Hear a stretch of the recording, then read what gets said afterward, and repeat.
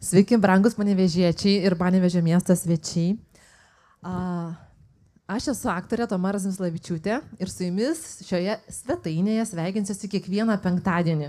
Taigi sveiki atvykę į mano svetainę, į svečius, į Panevėžį ir į mūsų jau 15-ąjį festivalį Susitikime penktadienį. Kiekvienais metais festivalis turi savo temą. Šiais metais festivalio tema – emocinės gerovės stiprinimas. Nes gera savijauta tai ne tik poilsis, miegas, juokas, bet ir įsiklausimas, bendrystė ir pilnavertis gyvenimas ten, kur tavo namai. Tad pokalbių popietė ir norėčiau pradėti pokalbių apie mūsų miestą.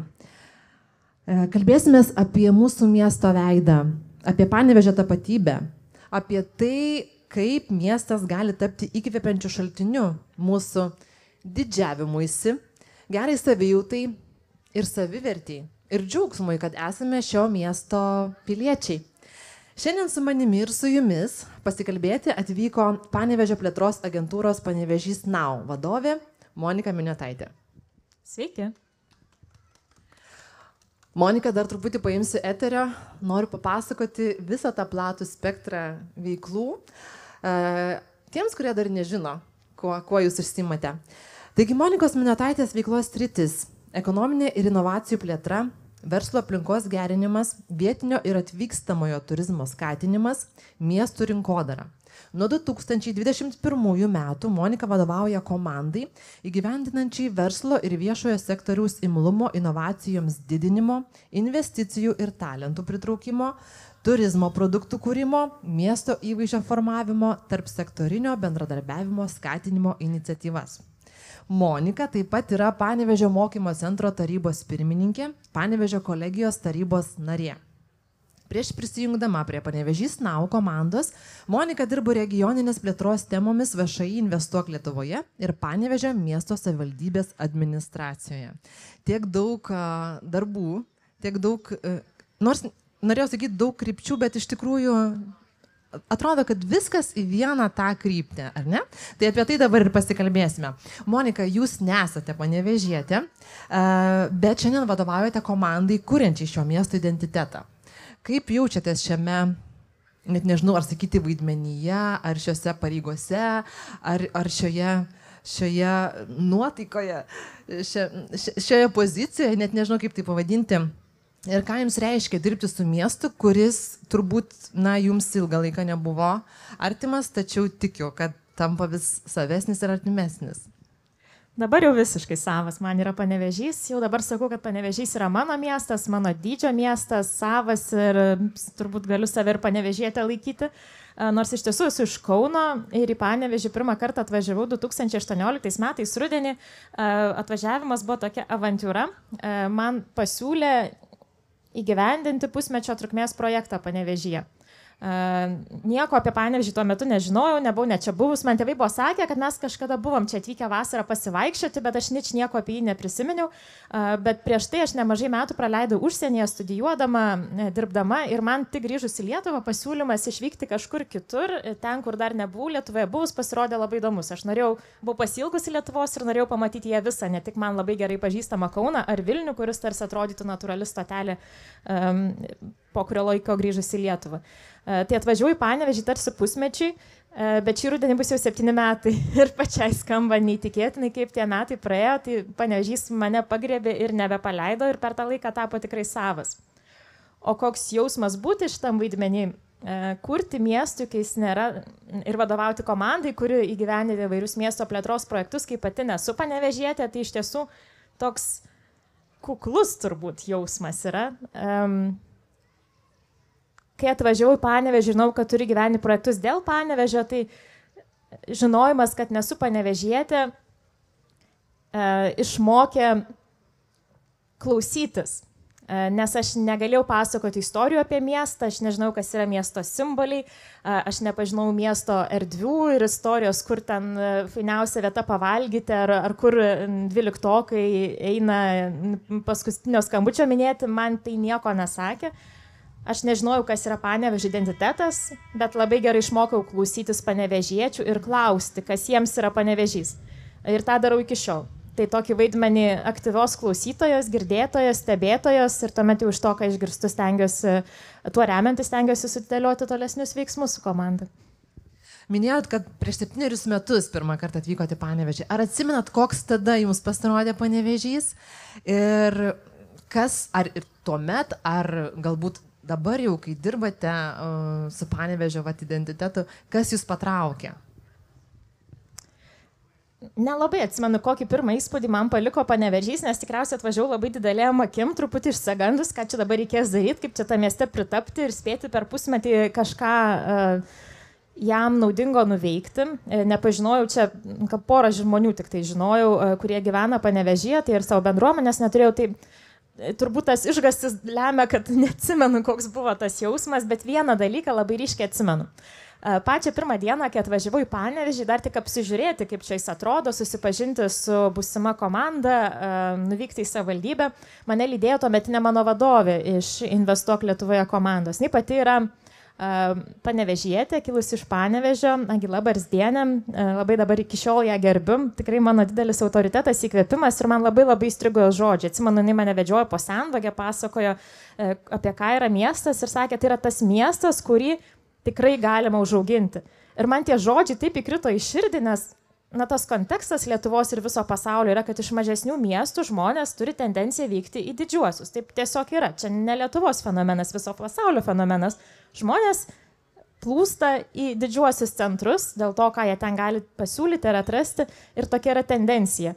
Ir mane gal šiek tiek liūdinanti visada buvo, nes Lietuvos visi mažieji kampeliai ir mažesni ir truputį didesni, man atrodo, yra unikalūs ir nors tą unikalumą išsaugoti, jisai, kad nesubirėtų, neišsibarstytų.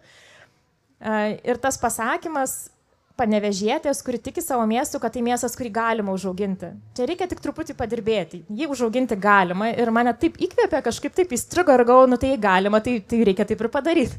Tai man toks ir pasirodė tas Panevėžys miestas, turintis potencialo, miestas, kuris gali, miestas, kuris turi žmonių, kurie tiki juo, tai tiesiog reikia imti ir padaryti. Tai gerai, kad atsirado pakankamai žmonių, kurie ir norėjo kurti ir miestas buvo atviras tiems kuriantiems. Toks jis man ir buvo galintis, norintis, turintis ambicijų arba turintis drąsos kurti ambicijas ir turintis drąsos išgirsti nuomonę žmonių, net tokių kaip aš, kurie nieko apie jį nežino, bet patiems atrodo, kad čia gal visai būtų galima tą miestą kažką nuveikti. Ačiū, Monika, labai aistringai ir nuoširdžiai kalba, tai tikrai miela klausytis. Aš net pasižiūriu, ką čia dar paklausti, nes taip užsiklausau. ir tikrai dar nors toliau tęsti mūsų pokalbį, tačiau noriu priminti, kad mūsų pokalbį taip pat verčiami bus visada kiekvieną penktadienį gestų kalbą. Ir dėkoju Birutei, kuri šiuo metu kalbasi su tai žmonėmis, kurie galbūt negali mūsų girdėti. Monika, neseniai buvo pristatytas naujasis miesto identitetas, kuris, aišku, sulaukė labai daug diskusijų, klausimų, atsakymų, interpretacijų ir taip toliau. Kaip jūs jį apibūdintumėte ir kas vis dėlto yra, kas lypi tame vizuale ir tame šūkyje? Kas jame slypi? Jame slypi Panevėžys ir Panevėžio gyventojai ir tai, kaip jie mato Panevėžį. Ten ekrane, tiems, kurie nežinau, ar matysis įrašą, bet tiems, kurie šiandien čia yra su mumis Laisvės aikštėje, sukasi filmukas, kuriame tas identitetas atsiskleidžia. Ir jis koduoja žinutę, kad Panevėžys yra toks, kokie yra jo žmonės. Panevėžys įgyvendins tas vizijas, kurias jam sugeneruos jo žmonės. Jis bus tiek drąsus, kiek bus drąsus jo žmonės, tiek kuriantis, tiek atviras, tiek linksmas, o gal kartais netoks linksmas, tiek kultūringas, sportiškas, pramoninis, inovatyvus, draugiškas šeimoms, šunims, sportiškas ar visoks kitoks, kokie bus jo žmonės. Apie tai yra tas naujasis ženklas. Tai ar galima teikti, kad miesto identitetas tai ne tik, nežinau, išorė ir vizualas, bet tai ir vidinis mūsų miesto pasaulis, nežinau, siela, dvasia? Visiškai būtent. Tai labai ir norėtųsi akcentuoti, kad kai kalbam apie miesto vizualinį identitetą, tai nėra logotipas, tai nėra tas žodis Panevėžys apipintas upės vingiai. Taip, tai yra ir tai, bet tikrai toli gražu ne tik tai. Miesto vizualinis identitetas yra miesto veidas, kuris atspindi, kas slypi miesto viduje, miesto širdyje ir miesto žmonių galvose. Tai yra vizualiniu būdu perteikta istorija apie miestą, žinutė apie miestą, kurią mes norime pasakoti kitiems. Miestas yra labai sudėtingas darinys ir kartais būna sunku perteikti trumpai, ar ne, apie ką yra miestas. Norisi pasakoti ilgas istorijas ir mes kiekvienas patiriame miestą savaip, dirbam, veikiam skirtingose srityse, turim skirtingus įpročius, turim skirtingas nuomonės apie miestą. Tai visą tai sudėti į žinutę yra sudėtinga ir tą žinutę vėliau dar ir perteikti vizualiai yra dar sudėtingiau, bet yra procesas, kurį Panevėžys praėjo, man atrodo, gana sėkmingai ir kai iš panevėžiečių sulaukiam palaikymo naujam vizualiniam identitetui, kai jie žiūri ir sako, čia tikrai kažkaip apie mus ir aš matau tame identitete save, tai yra pats didžiausias komplimentas, nes toks yra jo tikslas. Norėčiau atkreipti dėmesį į mūsų šių metų festivalio temą – emocinę savijautą. Ar gali identitetas stiprinti, miesto identitetas kažkaip stiprinti mūsų emocinę savijautą? Ir ar gali jis kažkaip prisidėti prie mūsų tos emocinės gerovės, emocinės savijautos? Ar identitetas apie tai irgi? Man atrodo, kad apie taip, nežinau, dabar aš sėdžiu ir žiūriu tas spalvingas vėliavėlės, kabančias Laisvės aikštėje, tokias ryškes ir su žodžiu Panevėžys ir ta upė, kuri tokia sava čia visai netoli yra, tai man tai, žinokit, linksmiau, aš nežinau kaip jums, bet man kažkaip tada taip ir gera ir segėti savo švarko atlape naują miesto ženklą, naują miesto simbolį, man irgi yra pasididžiavimas. Galėti pasakyti vienu sakiniu, apie ką yra Panevėžys, kas yra mūsų simboliai, man irgi suteikia pasididžiavimo savo miestu ir, nežinau, man tai atrodo svarbi sąsaja su emocinė gerovė. Gerai jaustis mieste, kuriame tu gyveni, iš kurio esi kilęs, galėti su pasididžiavimu kalbėti apie tą vietą, kuri tave suformavo, žinoti, ką pasakyti į miestą atvykusiems tave aplankyti tavo draugams ar giminaičiams. Tai yra geras jausmas ir, man atrodo, jis prisideda ir prie tos geros vidinės savijautos, pasididžiavimo ir drąsos pasakoti apie tai, iš kur tu esi, apie ką tu esi ir prie tokios gal ir bendrystės kūrimo, nes dabar apsižvalgau ir žiūriu, kas dar su tuo ženkliuku čia yra ir mes jau tokie, ten rodo, jau kažkoks savas žmogus, ar ne, mes žinom, apie ką čia mes ir kodėl. O bendrystė, turėjimas žmonių, su kuriais turim kažkokių bendrų interesų, su kuriais turim bendrų vertybių ar panašiai matom savo aplinką ir savo miestą, ta bendrystė irgi yra svarbi gerai savijautai ir tai emociniai geroviai. Tai manau, kad taip. Monika, jūs labai gražiai paminėjote, kad identitetas tai nėra tik vizualas, tai kažkoks, nežinau, paveiksliukas, užrašas ir nupiešta linija, kuri simbolizuoja vandenį, tėkmę, upę. Čia kaip kas nori, taip supranta, ar ne? Tai noriu paklausti, kas buvo svarbu, kokius, nežinau, gal taškus esminius susidėjote, kaip viskas sugulė į būtent tokį tą identitetą ir gal suskaičiavote, kiek žmonių prisidėjo prie šito kūrybinio proceso arba paties rezultato, nes vis tiek turbūt ir verslo, ir meno, ir kultūros pasaulio žmonės dalyvavo kūryboje, ar ne? Tikrai taip. O čia tai, žinokit, ilgai labai galėčiau pasakot, bet kažkaip pasistengsiu susimt, nes man pačiai ta kelionė, jinai nebuvo lengva, nes tai buvo labai labai atsakingas darbas. Kurti miestui vizualinį identitetą, išgryninti, apie ką yra miestas, tai yra sudėtinga ir labai didelė atsakomybė. Bet dabar praėjus visą kelionę labai norisi dalintis ir pasakoti. Tai vienas svarbus momentas, kurį noriu užakcentuoti, tai kad ko mes nenorėjome, tai mes tai turėjome nei Panevėžys Now komandą ir kartu Panevėžio miesto savivaldybę, mes draugai ir kūrėm tą identitetą. Mes nenorėjom tiesiog pasikviesti fainų dizainerių, susėsti prie stalo ir pagalvoti, tai apie ką čia tas Panevėžys galėtų būti. Truputį papieškim ir kažkaip čia sugalvosim. Nesinorėjo net ir kelių tokių papiešimo sesijų daryti, nes ne apie tai yra identitetas, ne apie gražų kažkokį vizualinį sprendimą, kad ir kokie geri dizaineriai jį galėtų nupiešti. vizualinis identitetas yra apie tai, kas žmonėms, panevėžiečiams yra jų miestas. Tai mes ir norėjom atsispirti nuo jų nuomonės apie miestą. Tai čia toks svarbus akcentas, kaip buvo kuriamas šitas vizualinis identitetas, tai mes ir pradėjom nuo tyrimo. Mes iš tiesų norėjom sužinoti, ką žmonės laiko Panevėžio simboliu. Ne ten tie žmonės, kurie gyvena Vilniuje ar kažkur kitur ir vieną kartą buvo Panevėžy, bet patys panevėžiečiai geriausiai pažįstantys savo miestą. Apie ką jiems yra Panevėžys? Kas yra miesto simboliai dabar? Kokios yra miesto vietos svarbios, kurios atspindi miesto esmę? Kas yra tos asmenybės? Ar tai yra miltinis, o gal tai koks nors krepšininkas, ar aktorius, ar sportininkas, ar dar kažkas? Kokios spalvos asocijuojasi su miestu, ar tai plytų raudona, ar miesto parkų žalia, kokios miesto erdvės ar elementai kuria gerą miesto įvaizdį ir įspūdį apie miestą, o kokios galbūt šiek tiek gadina tą įvaizdį. Tai mes ir pradėjom nuo tyrimo, apklausėm beveik 500 panevėžiečių, tai darėm tokias viešas apklausas, kur visokių šitokių dalykų ir išklausinėjom visko, kad suprastume, tai apie ką yra tas Panevėžys.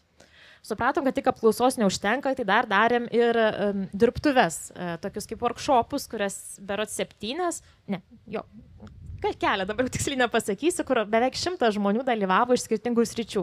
Tai mes kvietėm ir jaunimo atstovus, ir verslo, ir kultūros, ir sporto, ir bendruomenio atstovus, labai įvairių sričių žmonės, kurie kiekvienas savitai mato miestą, nes tiesiog veikia skirtingose kontekstuose ir tada diskutavom, ar mes čia kažką bendro įžvelgiam, ar tikrai tai tie simboliai yra tie simboliai, kurie mes norim, kad kalbėtų apie miestą ateityje.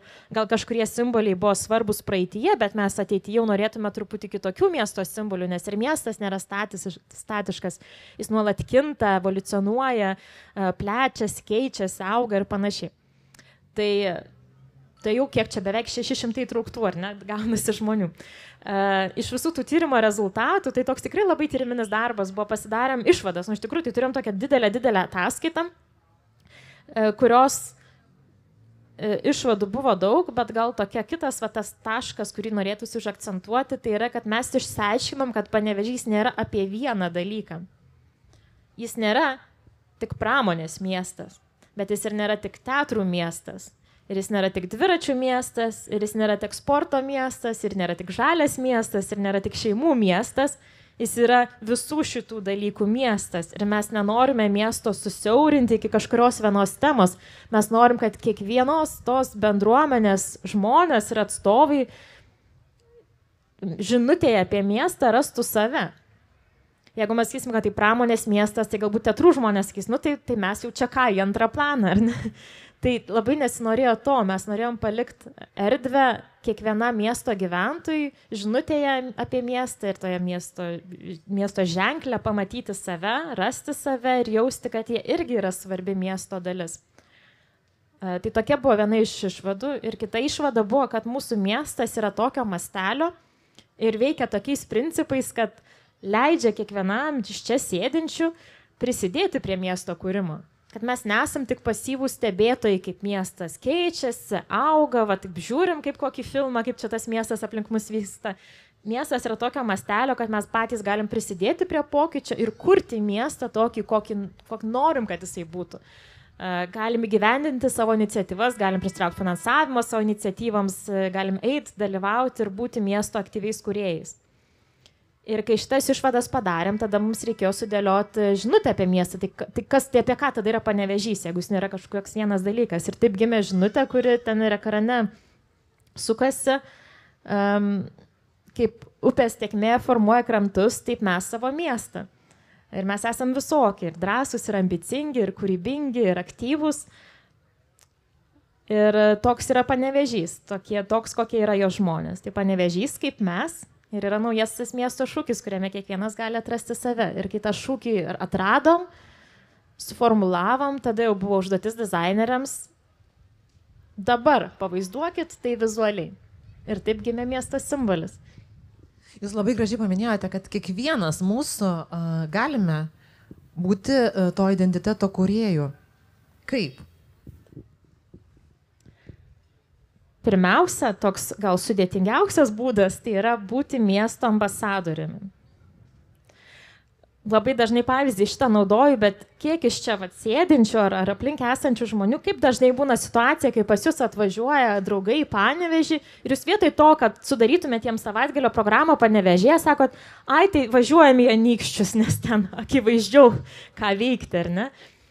Ir čia toks dažnas dar pavyzdys, nes kažkaip neįprantam pardavinėti savo miestą, pardavinėti tą perkeltinę prasme, neįprantam pasakoti gražių istorijų apie savo miestą, neįprantam sudaryti programą savo svečiams ir galų gale net patys neįprantam eiti ir veikti mieste dalykus, nes čia yra tiek veiklos ir tiek galimybė atsiskleisti. Tai man atrodo, kai tu tampi miesto istorijų pasakotojų, miesto ambasadoriumi, tai tampi ir jo kūrėjų, nes skleidi žinutę, pritraukia naujus miesto gyventojus, įkvėpi čia jau veikiančius gyventojus, sukuria veiksmo mieste, nes išeini iš namų, eini, veiki, naudojasi tuo, ką tau siūlo miestas. Tai šitas toks sudėtingesnis, bet man atrodo labai prasmingas. Bet dar turiu porą labai konkrečių pasiūlymų susijusių su naujuoju mūsų vizualiniu identitetu. Tai viena yra sukurti istoriją apie miestą ir sukurti jai vizualinį išraišką simbolį, tą upę, kuri davė miestui vardą ir kartu jungia miesto krantus, tarsi tas miesto bendruomenės gyvenančias čia visai šalia, kurti kartu miestui. Simbolis, kuris buvo, yra ir bus, ne kažkoks pastatas, ne kažkokia legenda, bet tai, kas visada čia yra, kaip ir miestas, kuris bus visada. Tai sukūrėm tą simbolį ir dabar galvom, tai reikia tada veikti kažką su juo, ar ne? Mes sakom, kad Panevėžys yra toks kaip mes, tai gal papasakokim plačiau, kokie mes esam. Ir toks anonsas ir kartu kvietimas jums. Šią vasarą Panevėžio miesto savivaldybė ir mūsų Panevėžio plėtros agentūra Panevėžys Now sujungiam jėgas, kad kartu įgyvendintume su visų miesto gyventojų pagalba komunikacijos kampaniją, kur ir vadinsis Panevėžys kaip mes. Ir ką mes darysim, tai kviesim miesto gyventojus tapti miesto influenceriais. Žinot, kaip būna influenceriai per Instagramą ar Facebooką, žiūrim, kaip ten kokį nors kremą reklamuoja, ar ten kokį maisto produktą naują išėjusiu, tai mes kviesim žmonės parodyti, ką jie norėtų pareklamuoti apie miestą. Ir jau dabar kviečiu jūs sukurti, kas moka, kas gali, kas nemoka, prieikit, papasakosim, kaip po šitos diskusijos sukurti reelsą, mini filmuką, 30 sekundžių, 1 minutės, apie tai, kaip jūs praleidžiat savo dieną Panevėžyje. Kviečiu ir jūs, kurią nors dieną gražią saulėt atsikelti ir nufilmuoti po 3 sekundės, tai kaip jūsų diena atrodo, kaip jūs keliaujat į darbą, kokius gražius vaizdus pakeliui matot, kur geriat rytinę kavą ir kur jinai yra skaniausia ir su gražiausiu vaizdu, kur geriausios erdvės darbuotis, kaip atrodo jūsų ofisas ar darbo vieta, ar jūsų kolegos faini ar nelabai, o kur jūs šunį po darbo vedžiojat, o kur einat vakarieniaut, o kur kokteilį geriat, kur skaniausi kokteiliai. Ką dar veikiat laisvalaikiu Panevėžyje, gal kažkokį įdomių sportų užsiemat, ar kažkokią nors, į kokias nors edukacijas einat. Padėkit mums suprasti, apie ką yra Panevėžys ir kaip jūs patiriat miestą. Tai norim tokį sukurti laviną turinio apie tai, koks yra Panevėžys ir turinio, kur patys miesto gyventojai pasakotų, kaip jie tą miestą atranda. Tai mes visais tais filmukais dalinsimės Panevėžio savivaldybės paskyrose Panevėžys kaip mes ir Panevėžys Now paskyrose, Instagrame, TikTok'e ir panašiai.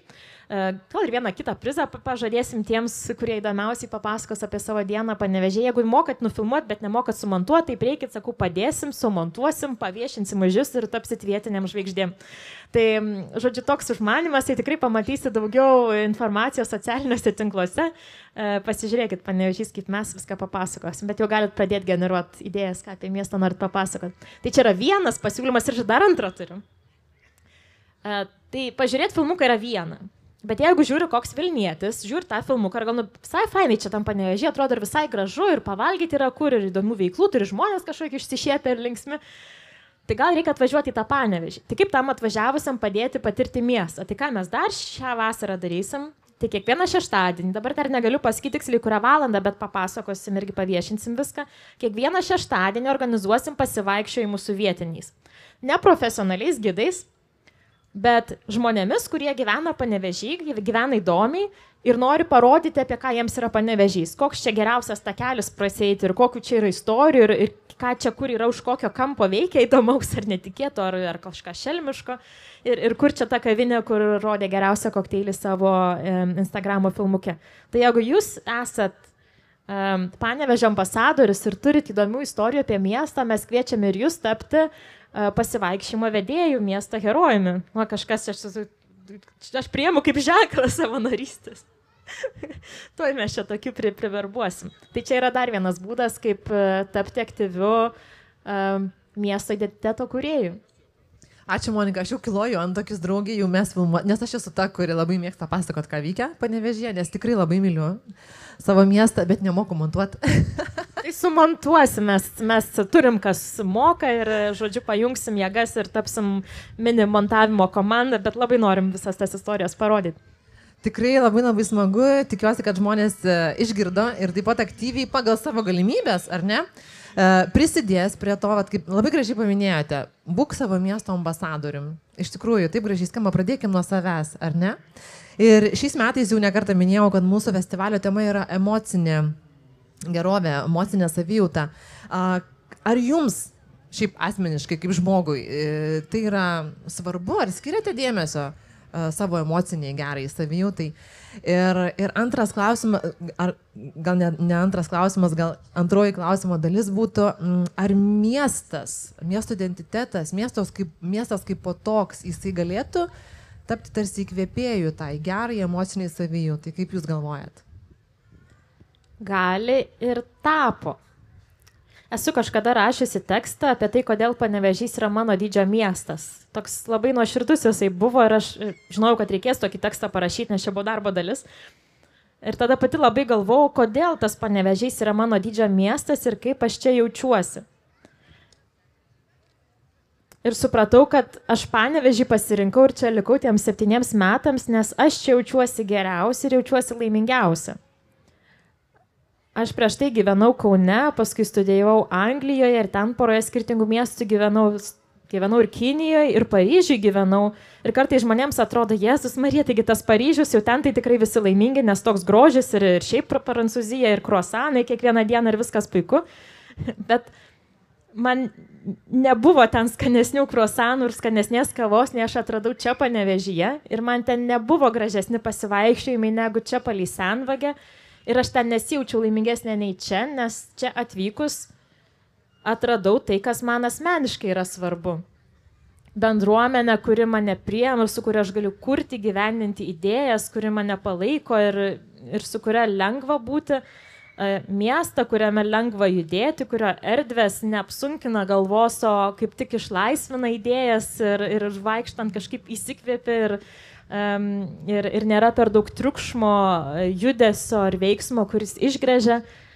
Atradau miestą, kuriame po darbo per 5 minutės galiu nutipenti iki šokių pamokos, nes anksčiau niekada to nesuspėdavau ir labai norėdavau šokti, bet tiesiog ten valandą po to darbo važiuoti ir tiesiog tiek to. O čia aš atradau šokius, atradau kitus hobius. Tai kai randi miestą, kuris padeda tau veikti tai, ką tau gera veikti ir kas tau teikia laimę, tai turbūt yra gerai, tai yra laimė ir tai tokiu būdu miestas ir prisideda prie tos žmogaus emocinės gerovės. Tai man taip, Panevėžys man padėjo jaustis gerai ir vis dar padeda. Labai ačiū, Monika, man iš tikrųjų labai atliepia visą tai, ką jūs sakote, nes aš irgi nesu panevėžietė gryna krauja ir irgi taip pat galvau, kad čia atvykusi gyvensiu laikinai, bet gyvenu jau daugiau net negu jūs, 17 metų Panevėžyje ir neplanuoju kelti sparnų. O jūs vis paminite tos 7 metus, ar užsibusi dar ilgiau? Ar čia jau jūs kažkaip taip kažkokį, nežinau, matot savo, ar norisi vėl kažkur kitur kelti sparnus? Ne, turbūt nesinori, bet aš gal nenoriu planuoti, niekada labai nenorėdavau planuoti, aš tokia pagal jausmą. Tai kaip į tą Panevėžį, negalvojau, kaip ten bus, nuvažiuosiu ir pamatysim, kažkaip vis tiek bus. Ir užsilikau, tai dar iš pradžių tiesa būdavo, kad mano sutartis buvo terminuota, tai buvo 0,5 metų, paskui pratis, gerai, dar 0,5 metų, paskui prikalbino 3 mėnesių, gerai, dar 3 mėnesių, paskui gerai, nedaugiau, tik dar 3 mėnesių, bet tikrai nedaugiau. Ir paskui, ką aš čia apgaudinėjau, tai tiesiog būsiu, kol kol man bus gera būti. Tai vat su tuo buvimu ir esu ir būsiu, kol bus gera būti. Labai gera tai girdėti, Monika. Ir vis tiek mūsų pokalbis jau dėja, bet turi riedėti pabaigą. Ir aš pabaigai norėčiau tokį, turbūt tradicinį klausimą, kad palinkėtumėte kažką mūsų miesto gyventojams, bet apsunkinsiu truputėlį klausimą. Ar galėtumėte kažkokio vieno dalyko palinkėti? Bet kaip jums atrodo kažkokį vieną esminį dalyką, ar ko mums trūksta, ar ką mums kaip tik reikėtų puoselėti, ar kurie linkme judėti, nežinau, kaip jums atrodo. Vieno dalyko panevėžiečiams, kad mes jaustumėmės gerai ir vis geriau savo mieste. Bent kartą per savaitę nueiti kur nors, kur dar Panevėžyje nebuvai. Į veiklą, vietą, užsiėmimą, bet ką. Nes mano prieš tai buvo toks palinkėjimas būti miesto ambasadoriais. Ir man atrodo geriausia būti ambasadoriais, kai tu pažįsti miestą ir esi drąsus tam, ką jis tau siūlo ir atviras tam, ką jis tau siūlo. Panevėžys siūlo labai daug.